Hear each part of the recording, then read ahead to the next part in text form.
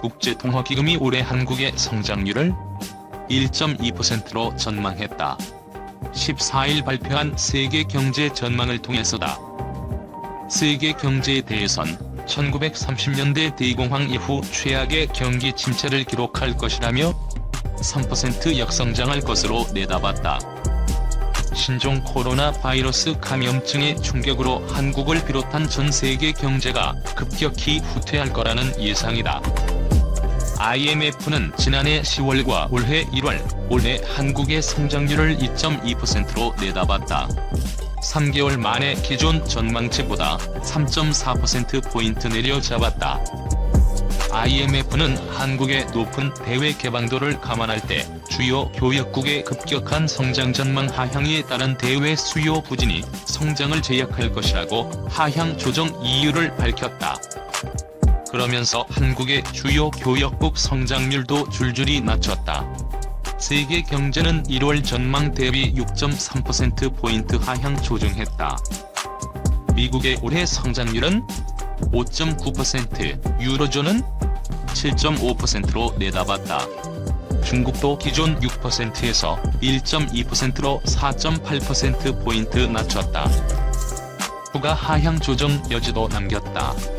IMF는 이번 전망은 올 하반기에 코로나19가 사라진다는 시나리오를 가정했다며 코로나19가 예상보다 오래 지속할 수 있는 만큼 성장률도 추가 하락 가능성이 있다고 설명했다.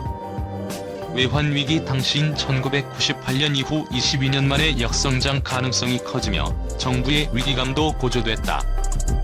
문재인 대통령은 이날 국무회의에서 코로나19에 따른 경제적 파장에 대해 아직 위기의 끝을 알 수 없다며 경제적으로 본격적인 위기가 시작되는 단계라고 말했다. 터키의 신종 코로나 바이러스 감염증이 확산 중인 가운데 현대자동차 터키 법인인 현대아산 오토모티브가 터키 정부에 30만 유로를 기부했다. 현대차 터키 법인의 기부금으로 터키 정부는 한국에서 8만 명분의 의약품과 의류 장비를 구매해 13일 이스탄불 공항에 착륙한 아시아나 항공 특별기편으로 자국에 들여왔다. 아울러 터키 내 우리 국민 147명이 이 특별기를 이용해 14일 한국으로 돌아가는 일석이조의 효과가 나타났다. 터키 정부가 코로나19 확산을 억제하기 위해 모든 국제선 항공편의 운항을 중단한 탓에 현재 터키 내 한국인의 귀국길은 사실상 끊어진 상태다. 이번 특별기편으로 약 4만 5천 명분의 의약품이 터키에 반입됐으며 나머지 3만 5천 명분은 추후 터키로 공수할 예정이다. 현대차 터키 법인 관계자는 항공 노선이 봉쇄된 가운데 의약품을 한국에서 터키로 운송하기 위해 특별기를 마련했다며 주터키 한국 대사관과 주한 터키 대사관의 적극적인 협조가 큰 도움이 됐다고 말했다. 터키 정부가 한국에서 들여온 의약품의 종류는 정확히 확인되지 않았으나 코로나19 진단키트 등이 포함된 것으로 알려졌다. 오익균 현대차 터키 법인장은 이번 지원이 터키 의료진과 코로나19로 고통받는 환자 가족분에게 조금이나마 도움이 되기를 바란다고 말했다. 현대자동차 그룹의 최초 해외 생산 기지인 현대차 터키 법인은 1997년 공장 가동 이후 IC-20 등 유럽 수출 전략 차종을 생산해왔다. 우즈벡과 부탄, 한국의 코로나19 지원 요청.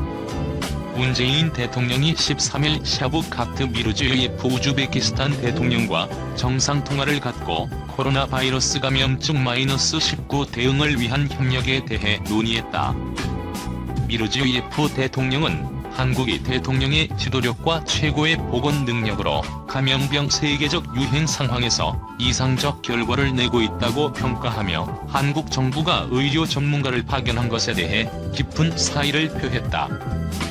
이와 함께 한국의 방역 경험과 시스템 도입 의지를 밝힌 미르지요예프 대통령은 한국의 선진 방역 노하우와 치료 경험 공유가 우즈베키스탄이 코로나19를 극복하는 데 큰 힘이 되고 있다고 덧붙였다. 문 대통령은 코로나19 위기를 극복하는 데 가장 중요한 것은 국제사회의 협력과 연대라며 앞으로 한국 정부가 국제연대 강화를 위한 적극적인 역할을 해나갈 것이라고 밝혔다.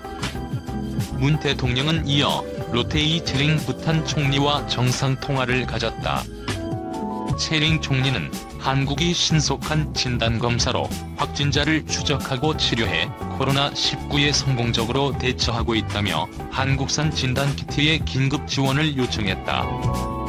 이에 문 대통령은 한국은 보건의료 취약국에 진단키트 등을 인도적으로 지원하고 있으며 가능한 많은 국가들에게 도움을 줄 계획이라며 요청에 대해 적극적으로 검토하겠다고 화답했다. 베트남을 비롯한 동남아시아 국가연합 10개 회원국 정상들은 오늘 화상 특별정상회의를 하고 신종 코로나 바이러스 감염증 대응을 위해 적극 협력하기로 했습니다. 베트남 현지 시간으로 이날 오전 8시 화상으로 열린 이번 특별정상회의 개최는 아세안 외교장관들이 지난 9일 화상회의에서 결정했습니다. 애초 지난 8에서 9일 베트남 중부 다낭에서 개최하기로 했던 제36차 아세안 정상회의가 코로나19 사태 여파로 6월 말로 연기됐고 코로나19 사태가 심각해지자 국제협력을 강화하기 위한 노력으로 보입니다. 올해 아세안 의장국인 베트남은 정상회의 후 코로나19 대응을 위한 아세안 특별정상회의 선언문이 채택됐다고 밝혔습니다. 선언문의 구체적인 내용이 즉각 공개되지는 않았지만 응이엔 수언푹 베트남 총리는 회의에서 베트남이 제안한 코로나19 대응을 위한 아세안 협력기금 조성, 의약품 저장고 설립, 전염병에 대응하는 공동대응 프로세스 구축 및 화상 국방훈련 등을 지지해준 데 대해 사의를 표했다고 베트남 외교부가 밝혔습니다.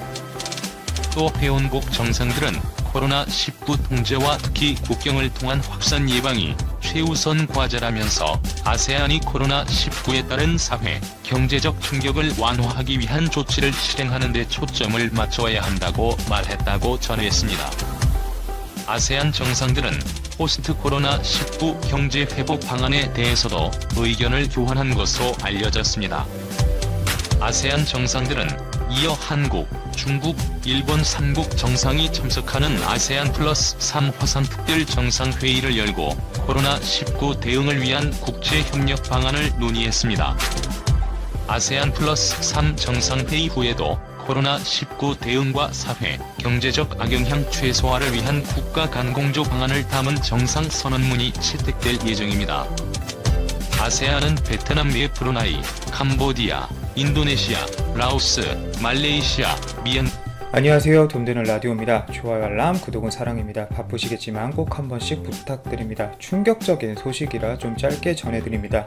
현재 삼성전자 내부에서 8조 원대 서버용 D램 불량이 발생했다는 의혹이 확산 중인데요. 업계에 따르면 미국의 서버 운영업체가 삼성전자 1X 나노 D램 불량 원인을 확인해달라는 통보를 전한 것으로 지난 24일부터 확인이 되고 있습니다. 그리고 이 통보를 한 업체는 초대형 고객인 아마존입니다. 결국 며칠 전 제가 말씀드렸던 어닝 쇼크를 예고한 이유가 이번 대형 D램 불량과 연관이 안 되어 있다고 말할 수가 없을 것 같아요. 그래서 먼저 발표한 면도 있지 않을까 싶습니다. 내부에서 자율공시를 통해 영업실적 악화 원인으로 꼽은 제가 말씀드렸던 메모리와 디스플레이가 있었죠. 이 시장 악화 외에도 이번 D램 대형 불량도 중요한 요소였다는 거죠. 자, 내용 한번 봐볼까요? 28일 삼성전자 반도체 부문 복수의 관계자에 따르면 서버용 D램 제품에서 최근 불량 문제가 발생했다고 밝혔습니다. 지금 여러 매체에 따르면 수조 원대 리콜이 현재 진행 중이고 많게는 약 8조 원 수준이라고 잡고 있어요. 실제로 삼성이 아마존에 직접 가서 사과도 했다는 얘기가 있습니다. 아직 삼성전자의 공식적인 입장 자체는 확인되지 않았습니다만 이러나 저러나 아마존 데이터 센터에 들어갈 물량이었다고 하는데 조단이 보니 손실을 피하기는 당장 어려울 것 같습니다. 문제되는 제품은 이미 지난해 출시되었던 1세대 10나노 D램 1X 제품입니다. 불량 원인 자체는 아직 정확히 밝혀지지는 않았지만 녹색경제라는 사이트 기사에 의하면 게이트 옥사이드, 즉 전자의 이동을 차단해주기도 하고 전압을 조절하는 이 게이트 옥사이드가 문제였다는 건데요.